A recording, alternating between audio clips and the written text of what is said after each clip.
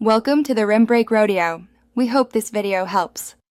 In this video, I will show you how to assemble your Vega trimmer using an easy method.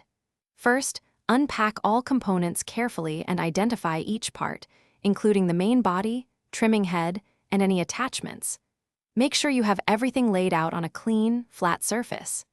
This initial step helps ensure a smooth assembly process and confirms all pieces are accounted for. Next, let's attach the trimming head to the main body. Carefully align the small grooves on the head with the corresponding slots on the trimmer's top. Gently push the head downwards until you hear a distinct click, indicating it's securely locked. Give it a slight tug to confirm it's firmly in place and won't detach during use.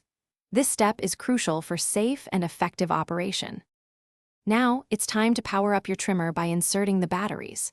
Locate the battery compartment, usually at the bottom or back of the handle, and slide open the cover. Insert 2 AA batteries, ensuring the positive and negative ends align correctly with the markings inside the compartment. Close the cover firmly until it clicks, securing the batteries in place for reliable performance. For the final step, let's perform a quick check. Press the power button to turn on your assembled Vega trimmer.